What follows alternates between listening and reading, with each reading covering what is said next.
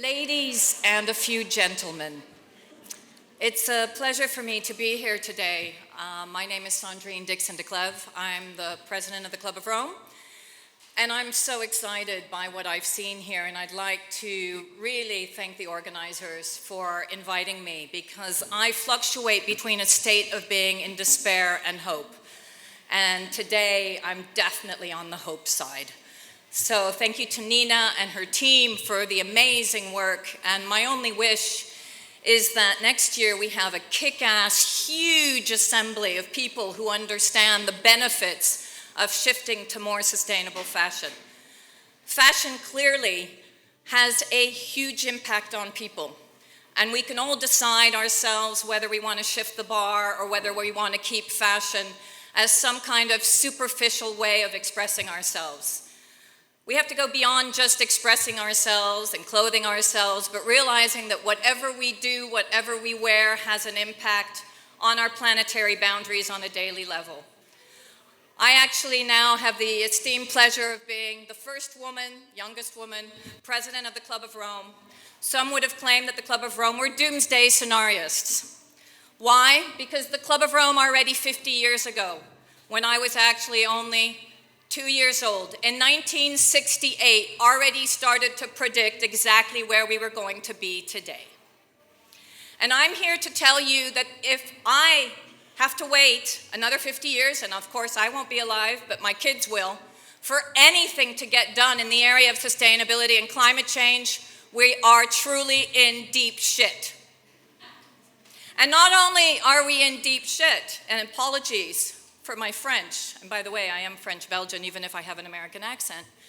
The fact is that we cannot stand here without doing something in this super year, 2020, when we have both a biodiversity COP and a climate COP that can demonstrate that actually we will bring truth to power from leaders across governments, business, people, because we are all individuals, leaders, if we want to be.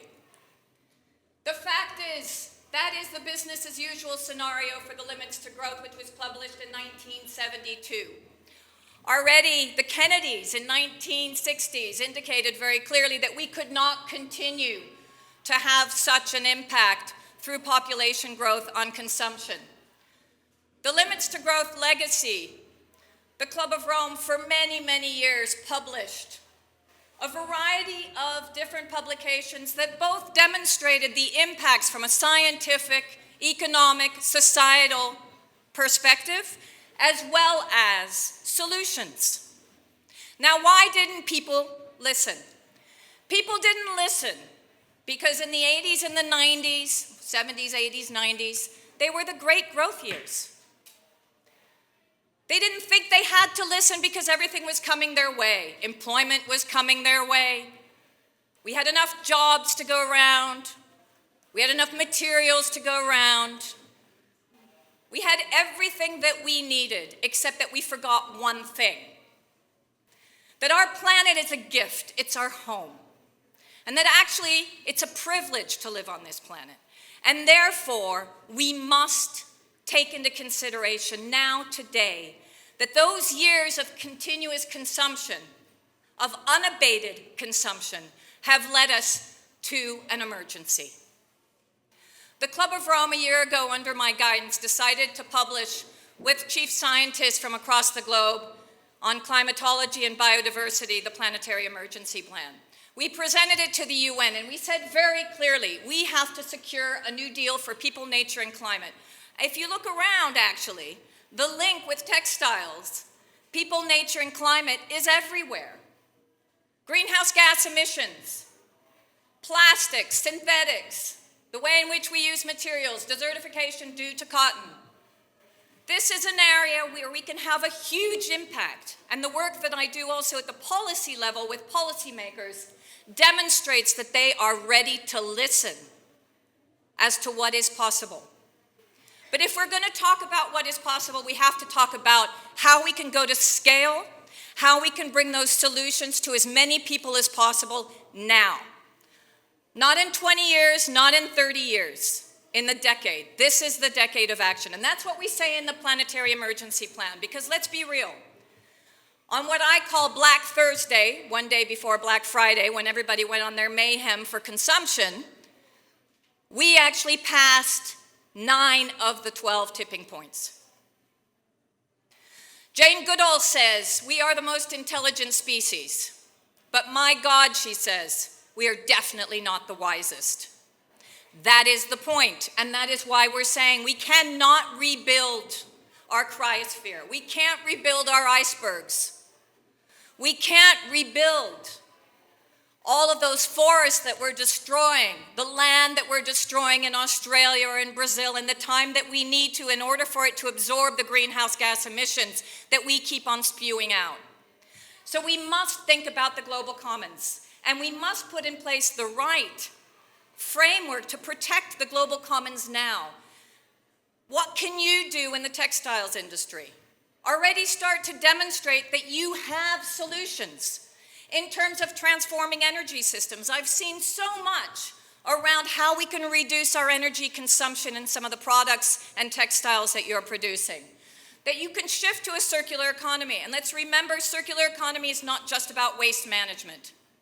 Circular economy is about changing our linear cycles in the economy, our linear thinking into circularity, whether it be regenerative agriculture, whether it be materials, whether it be the way in which we engage with consumption, upstream all the way downstream. But most importantly, and this is where the Club of Rome has learned, and in particular those in the 70s and 60s, which maybe preached a bit too much, the ecological demise. We have to make people realize that there's a human dimension to climate change. There's a human dimension to biodiversity loss. We are not people going to go to Mars en masse. Our moonshot is very clearly this planet. So we need to convince them, and what we're trying to do in our planetary emergency plan is say, okay, we've got 10 years, here's the window, here are our targets. Transforming energy systems, pull out of fossil energy now. We actually have the European Investment Bank that has done just that. Continue the doubling of wind and solar energy, and in some cases, the tripling in developing countries where we don't have enough investments. And those of you who are part of the textile fashion chain start to demand the use of renewable energy in whatever is being produced. Set a global floor price on carbon, but also shift to a circular economy. You have to agree to start halving consumption. We have to reduce our consumption. It's hard, but it's the only thing we really need to do to have an impact. But we also need to change our consumption patterns. And some will say, okay, well, how can some economies continue to grow in developing regions while you, the developed countries, have totally screwed everything up?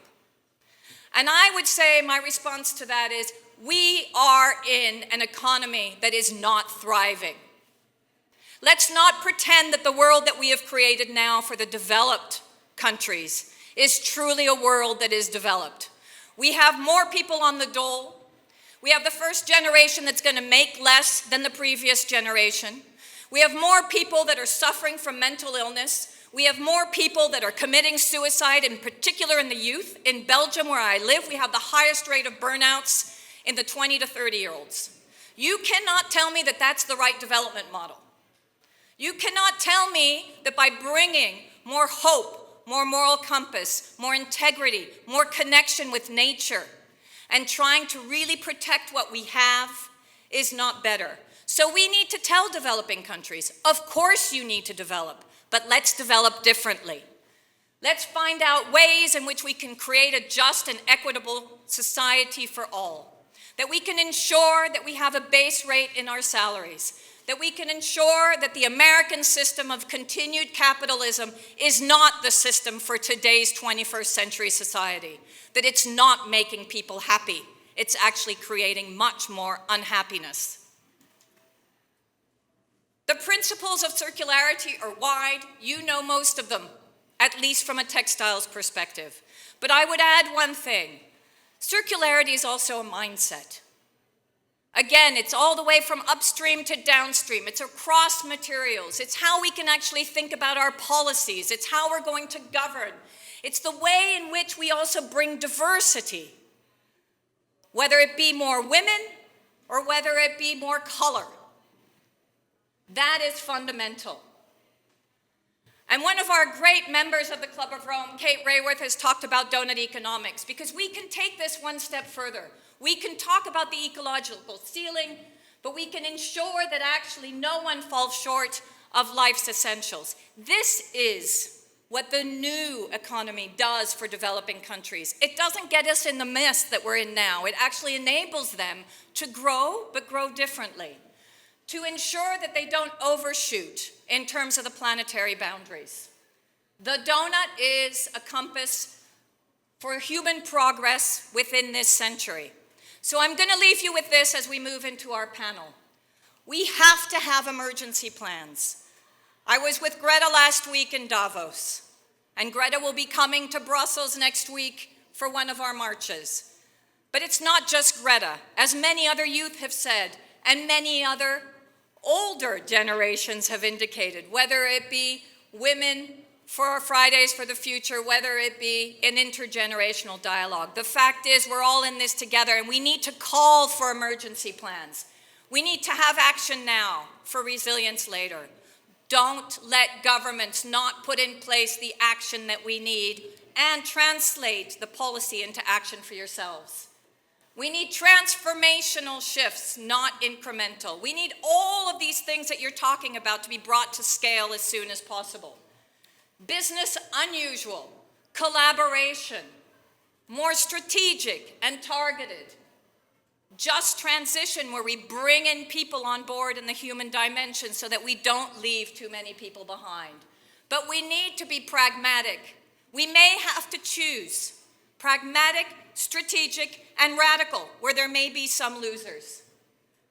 At the end of the day, we're going to have to price what matters, and that may mean penalizing bad textiles, incentivizing good textiles, penalizing bad food, incentivizing good food, because we know that will bring down health costs. And at the end of the day, as I said to you before, and please remember this, we no longer are talking about a moonshot. We're talking about a planet shot. Let's focus on what we have and make sure we keep it.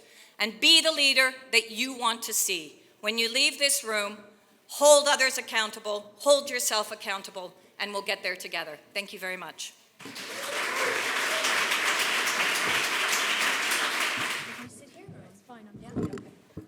Hi everyone.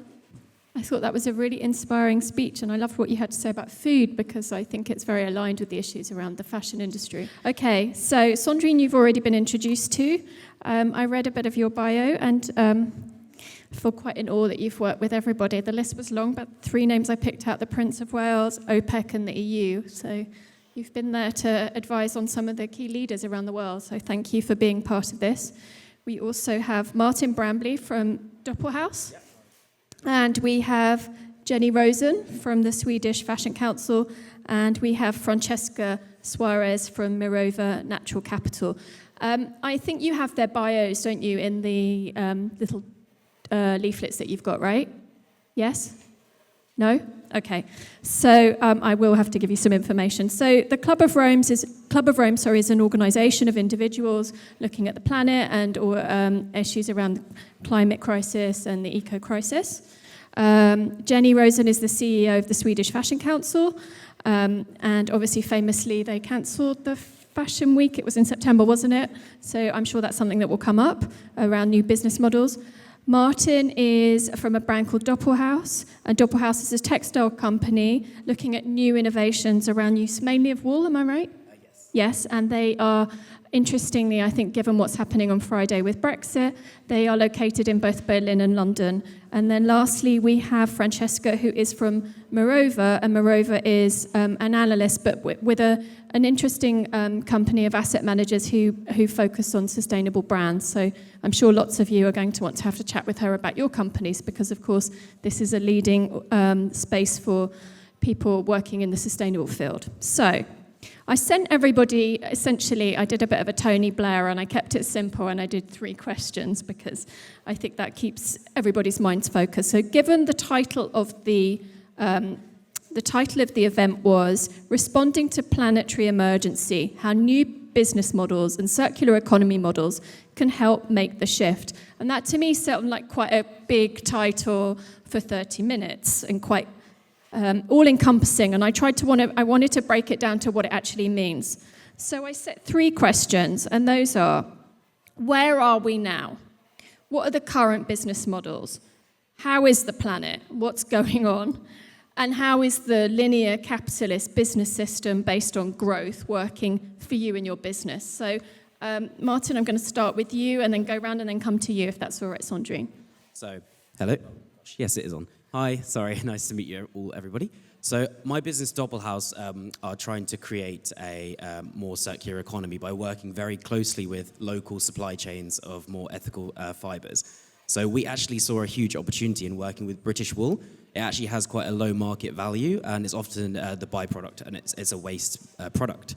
But from the meat manufacturing? From the meat manufacturing industry. And we realized that we need to use this, but the process of spinning and weaving the wool is quite challenging, time-consuming. So we have like a one-process non-woven innovation technique, and that means that we can make wool fabrics, like hopefully for mass market, and we're really using what is available, and I think that's very, very important. In terms of the business model, we are kind of supplying mass market fashion companies with the ability to use our material but continue their business model. And I am the first person to admit that that is problematic. But then you are bringing sustainability into potentially the fast fashion conversation. Exactly. Right. So we're doing one thing. Right. Okay, thank you. Great. Hi, so I'm Francesca, and so we're at Mirova, and maybe just before, Mirova is actually an investor, and we invest mainly in sustainability. And we actually noticed that the state of the world that we are in today is actually physical limits. So we're actually consuming more than the earth can give us. Increasing population, so that means somewhat in a consumer-based economy, increasing number of consumers. So how we see it is we actually see it as an opportunity, and we believe that by addressing sustainable development issues, companies can actually find economic performance. So for us, it's actually a challenge that we've accepted, and we see it as an opportunity to actually, through finance, address these sustainability challenges. Okay, thank you. And Jennie? So I'm Jennie, and I'm the CEO of Swedish Fashion Council. And Swedish Fashion Council aim is to promote, educate, and innovate the Swedish fashion industry. And as a leader today, you have a big responsibility. So I came into this position like 2 years ago, and we started to look into what we actually could do to help the industry forward. Because everybody know we can't continue business as usual, but as I think most of you know Greta at this time. And I mean, a lot of people raised the voice that we should do something. And what we have been doing is actually we canceled the Fashion Week just to make a statement and just to implement a new strategy. And in that strategy, we're going to open up a Fashion Innovation Center. They're going to be crossover collaborations, because we believe to be able to transform the industry, we need new business models. And also, we're going to have a new promotion platform called Fashion X to be able to lift and help the industry forward. Okay, thank you. And Sandrine? Yeah, so I think you've kind of heard what the Club of Rome was trying to do, which is to hold people and all sectors of society accountable where we are and try to find solutions. But maybe I'll bring forward a few of my other hats. So one is I work actually... More hats? You have more hats in this? Yes, unfortunately I do. Oh, I should say fortunately, because I love working with different organizations, and I feel very privileged to be able to work with game changers. So Climate Kick is actually an organization that was funded by the European Commission looking at entrepreneurial activities in the sustainability and the climate area. And they are actually looking at deep demonstrations in a variety of different sectors, and they also look at textiles as well as plastics and other areas. And they're doing some unbelievable work, which is really trying to shift the bar on collaborations all the way from investment through to policy. I also now am the chair of a new task force inside the European Commission that looks at the social and economic implications of research and innovation. And just this Monday, we launched that. And the conversation was very much around how do we look at different sectors and how do we ensure a just transition? So we bring people along, so we create the training necessary and the skills in order to really shift the bar. The other key area that I'm working on is something that's close to Mirova's heart, and that is the investment taxonomy.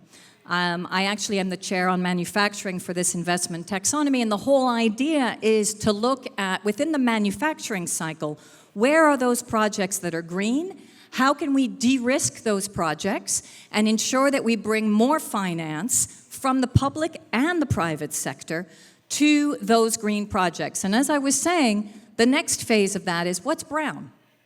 And how do we start penalizing what's brown? Because if we don't start to put in place the indicators, societal indicators and economic indicators that demonstrate there are some no-go zones if we want to be climate neutral by 2050, then we're never going to get there. The last is I'm also advising the European Commission on their new Green Deal. I don't know if any of you have heard about it, but the Green Deal is going to be the new European framework, and sorry, Britain, but you miss out on how we actually bring people, planet, and prosperity together. So and I'm so proud. You are aware from DEFRA, from the UK, that they feel that they can exceed the EU on this deal, that they think they have the opportunity to do better. I wonder how you might frame your response to that. Well, my response to that is, once again, we're getting into this perverse narcissism around competition. Yes. That was obviously a male minister that probably talked, because Michael Gove. It was, oh, of course, it was Michael, our friend Michael. The fact of the matter is, great that we're challenging each other, but come on. I mean, let's just do it together. And they should have stayed in the EU in the first place, so we could have all done it together. I'm not into this, creating, I can do it and you can't, and I'm going to do better, unless it does lead to some real change. And I think that's the most important thing, is that we create a dialogue and we work together. Thank you, because in a way you've actually also answered our second question, which was, I asked everybody, how are you working in new ways or with fresh insights to mitigate against existing models and to create new opportunities? So, I mean, that also is not only about, because when you go into the unknown, you're also having to take risk, you're also having to listen to your gut. And I wonder how that's affecting your business, Martin. Yeah, actually, so our business model is quite traditional, embarrassingly, but we are... Why are you embarrassed by being... I mean, I think you think of wool, it was the Renaissance export of the UK, so I think it is extremely traditional for a UK brand. And that leads me on to kind of talking about these business models, because although we do supply to fashion companies, what we've become really close to is the idea of what materials we have available, the preciousness of those, the spirituality, and the method of bringing them together. Interesting that you call it spiritual. And why spiritual. So I visited a farmer 2 years ago, and he said that he grazes his sheep graze on a plot of land that's going to be a golf course. And he makes hardly any money and anything like this. So something that we're working on as part of our business model is to give farmers dividends, unify different areas in Europe and Britain where we can bring together different wool. In the UK, there's 120 breeds of sheep. They actually work as stewards for the land. And Nina actually said yesterday in a speech that next year, the Sustainable Angle wants to really encourage people to be thinking about fashion positivity. So I see sheep as natural stewards of the land, grazing land that can't usually be used for agriculture. So how can I, as a business, make sure that the message and the urban divide between people that consume clothing and that those farmers can kind of be bridged? So I think for us, it's about transparency. Yeah, that's a nice, exciting meeting point.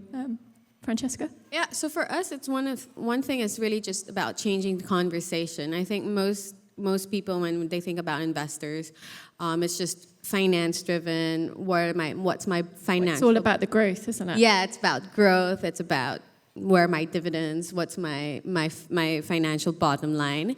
And so a lot of the change we see is in the conversations, because we're trying to talk to the investments that we do, is that we're not only looking for financial performance, but we also want environmental and social impact. So it's really a different conversation. And when you actually change your mindset, you also realize that it's more of a collaborative rather than it is, oh, I have money, do what you want with it so long as I get some of it back. Now it's more like, okay, how can we work together to make sure that I, as an investor, get my financial returns, but then that you also have your returns, whether that be financial, social, or environmental. Because to me, having people working in a company, working for a long time in safe conditions, enjoying their work, and having regular wages, and maybe keeping your customer or your consumers engaged with you for generations, I don't understand why we've moved away from that as a business model. I don't understand either. It's a big question that I ask myself every now and then. It's like, if your employees are happy, if you treat your customers well, then it just makes good business sense. But it's not necessarily something that people do anymore. And it's also, there's also that line where it's just the company, but then you also have to look at the whole supply chain. Like fashion has been in the spotlight for as long as I can remember, just because of the working conditions at the supply chain level. And so how can we survive as an economy if we can't even think about these kinds of these people and their wages? So it's a whole nother conversation you have to have. And a lot of companies are like, oh no, if investors are starting to talk about this, we need to also start doing it. So it's quite interesting. Thank you. And I mean, when I think of Swedish fashion, I went there once as a stylist to work, and it was very chic. Everyone looked fabulous. I worked for a number of Swedish publications as well. And I think what's interesting about what you're doing is actually it shone a spotlight on Swedish fashion from other territories. I saw that it was in lots of the media here. How did the brands in Sweden take to the news that you were cancelling? Were they positive, or how did it feel for them, do you think?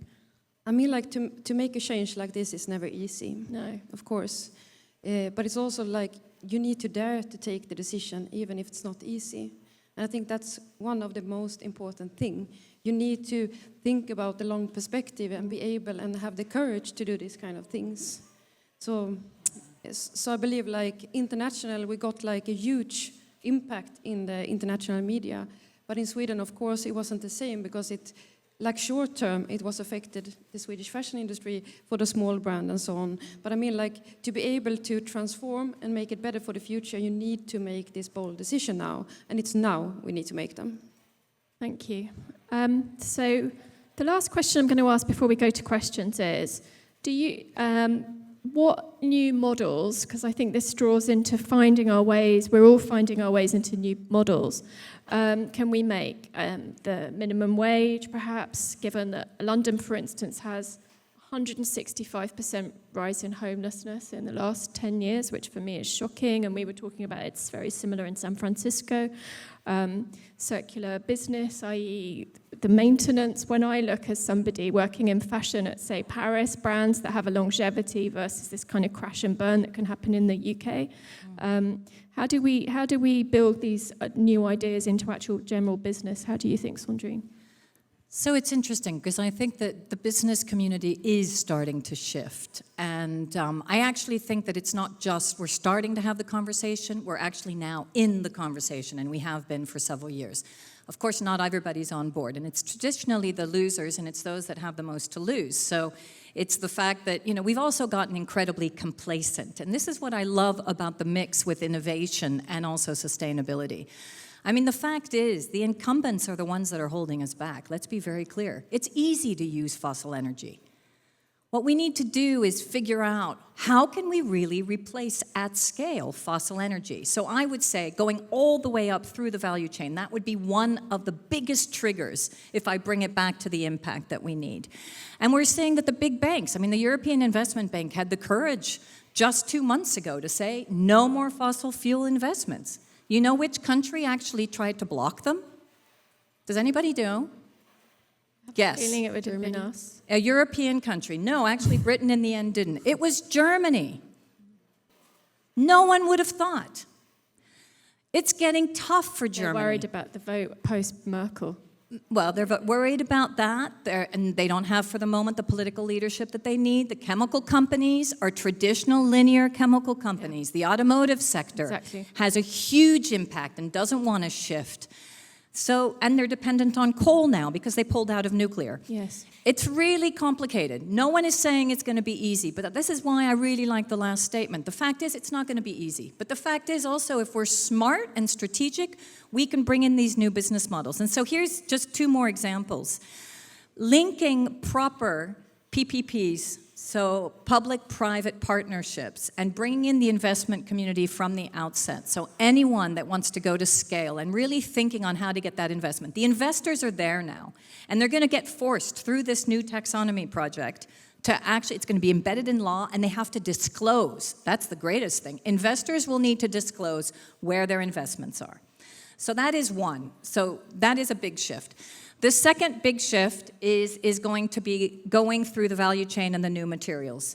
And we have got to put an impact also on China, where most of the materials are coming from, and other materials. Europe can't do this alone. So the fact is, we're going to have to be bold. We're going to have to start to say, no more materials from China. If you look at almost everything that any of us have bought recently, it's made in China. It's so hard to find local production. So we're going to have to force that through as well, until they shift their economy to a low-carbon economy in the same way that we are.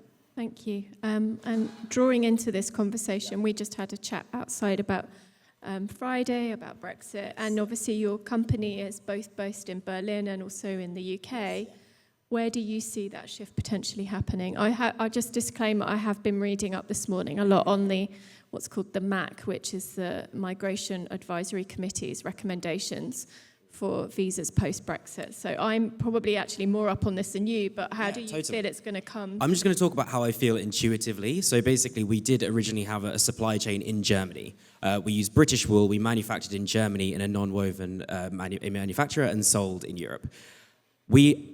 I don't want to say we have a new opportunity now, but my business partner and I are producing a new material this year, and we're going to develop it using only UK fibres, only UK manufacturing, and then we'll try and supply it to mass market. It doesn't matter. Do you know what the nationality of the workers in your factories in the UK are? No, not yet. So we're developing a UK supply chain at the moment. That's going to be the issue.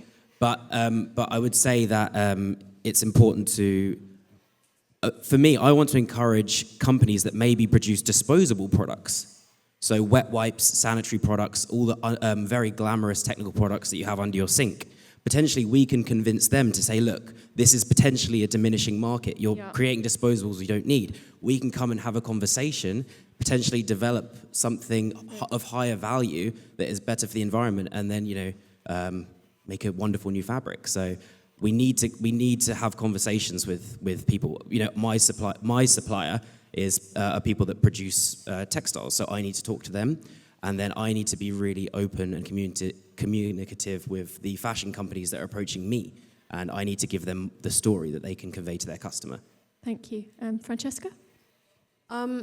So for us, I think, like I mentioned, so it's really about using finance as a way to encourage these companies. So what we're hoping to do, for the moment, we have a lot of project finance in agricultural projects, like in agroforestry, sustainable land management. And so these are the things that we feel that just by bringing capital into this, then we can see the change coming.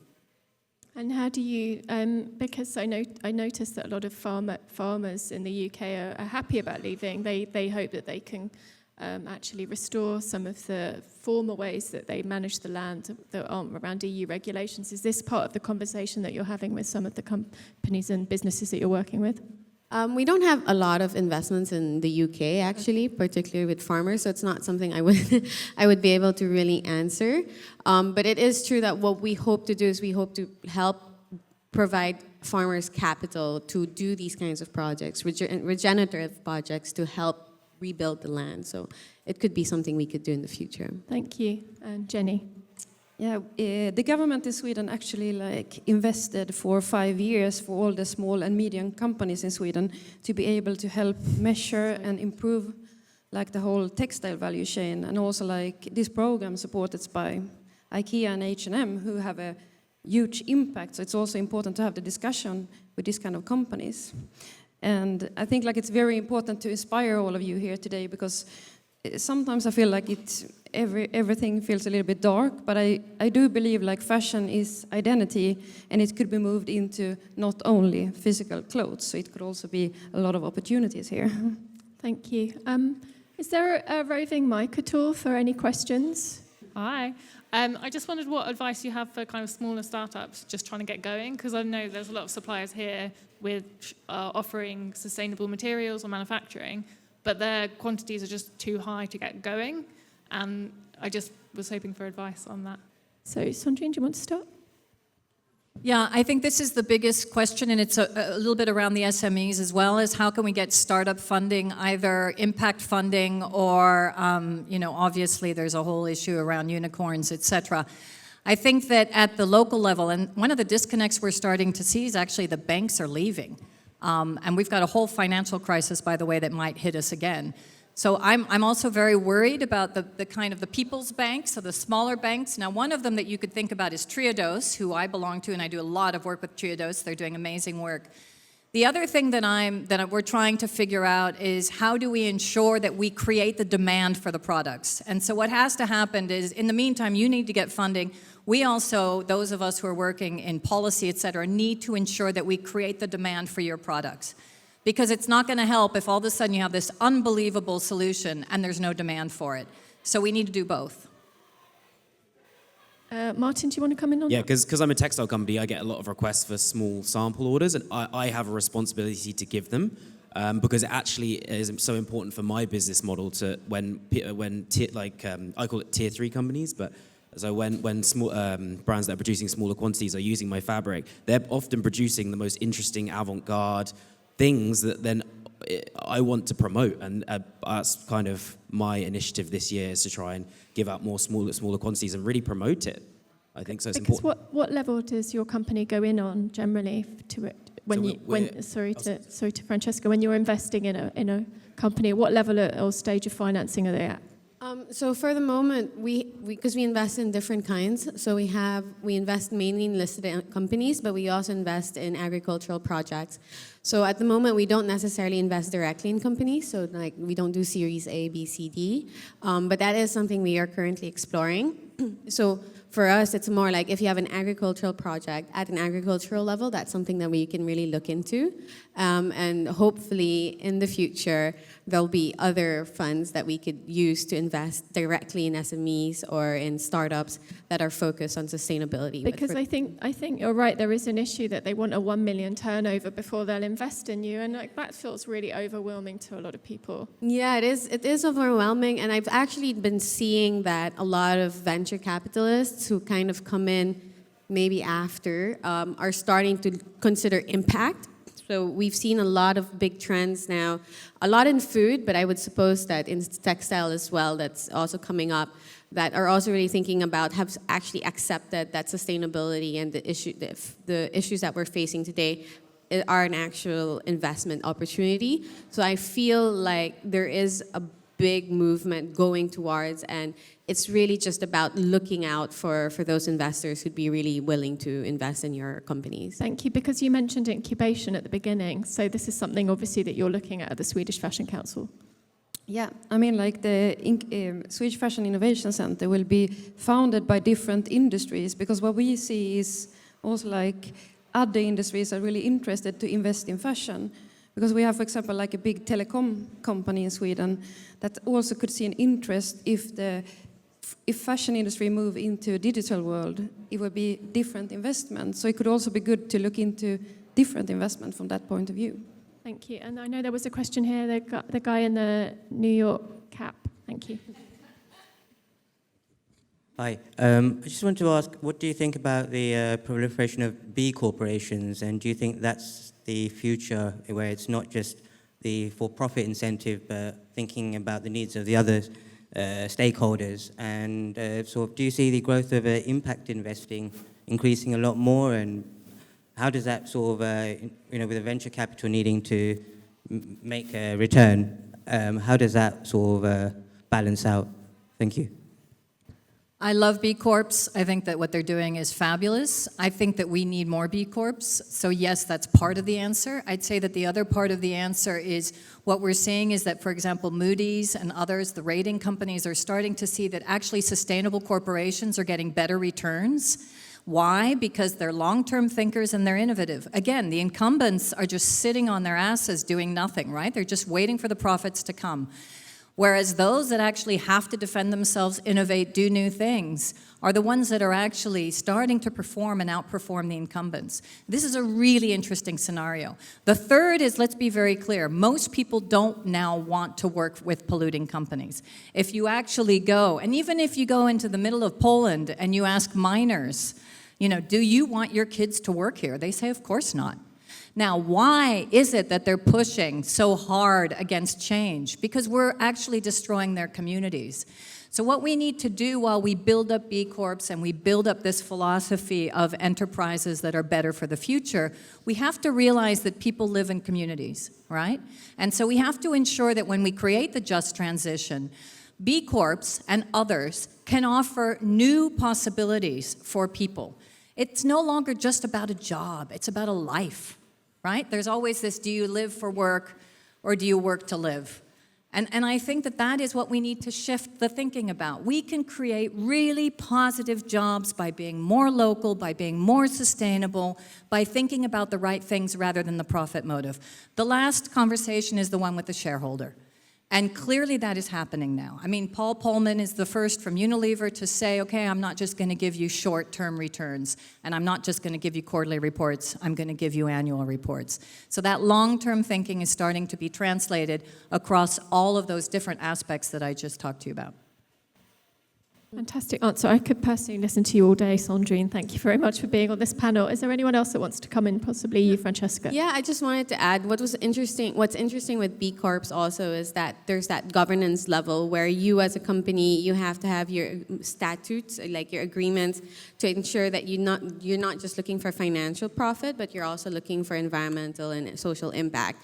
And you actually see at the government level, so in the UK and France and the US and Italy, they're really making that legislation happen. So you can actually, if you're looking to start your company or you already have one, you can actually legally say in your papers that I want to be a company that's looking for financial profit, but also for environmental and social. So in the UK, I don't remember what it's called, but there's something there too. So it's really interesting. Thank you. I'm going to take one last question, and then before we go, I just want to say, if you want to see more about what we do at Fashion Roundtable, we have a stall just over there next to Claire Press and also Fashion Revolution. And hi, Alison, are you going to be the one asking me a question? No? I've just seen someone who spoke on one of our panels who's an IP expert. So if you have an IP question around Brexit or any of the issues, there she is. She's the one to go to. I ask her a lot of questions. Has anyone got a last question for our panel?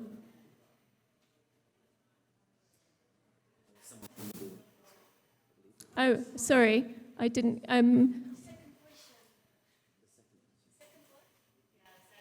Who wants the second question? Show of hands. Yeah? Okay, right. What new business models should the big players embrace to neutralize the growth model? Hello, it's gone. Okay, right. Which is dominating in every layer and tier of the textile supply chain. Very interesting question. Do you want me to read it again? I feel like, obviously, Nicholas Parsons, who died yesterday, he was a big compere on the news and TV when I was growing up. I feel like him now with this. Want to go, Sandrine? Yeah. I mean, I think the reuse, recycle model comes back into the kind of growth. I know that's hard for some of you that are developing new textiles. And I think that when we start to really have those new fabrics and textiles online, we won't need to only think about reuse and recycle, but for the moment, we kind of do, right? The kind of shared economy model, when I look at, I've got one daughter that works at Louis Vuitton, and I've got the other daughter that's a pop star that only uses recycled clothes and actually is totally environmental. And when I look at the contrast of both of them, the interesting thing is they're both interested in the way in which what they do has an impact in different ways. And I think that shared economy that we now see in the millennials is so important. That most of the big businesses keep talking about the old model of economy. where they still think that people want to have their own car, where they still think that actually ownership of a house is possible, where they still think that you can overconsume and everything's okay. Actually, they're totally disconnected from the way most people now live their lives. So if one thing that I can say is, you have to bring truth to power. Tell people that you don't want that anymore, that that's not the way you live. And we have to get the masses. We haven't even talked about social media, by the way. I talk about Cambridge Analytica for good.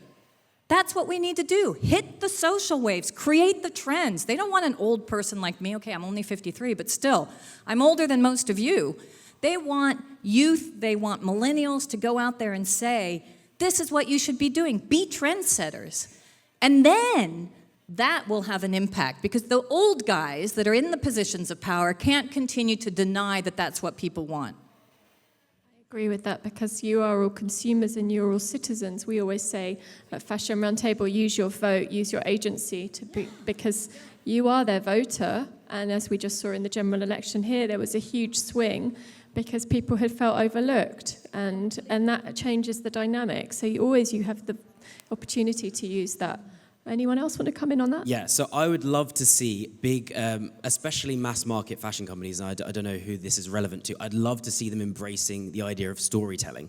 I would love that one-upmanship that we commonly feel, that makes us feel we need to buy the latest thing. I would love to have a one-upmanship about storytelling. And I hope that could maybe neutralize some of the heritage brands, you mean? Of the growth. I mean, yeah, but it doesn't have to be a heritage brand. I mean, there's companies here with such amazing stories, and they're on the back of every card. I would love people to be exchanging and having conversations about the fact that, you know, maybe they're wearing my jacket one day and they're having a conversation about how it was maybe the fibers were grazing in their own back garden, you know? And I think we shouldn't necessarily. We food feel has done that a lot more, hasn't it? When you get food's getting good at it. You know, isn't it? when you go to like the health food shop and they've got the farmer on the placard. Exactly, and fashion isn't food.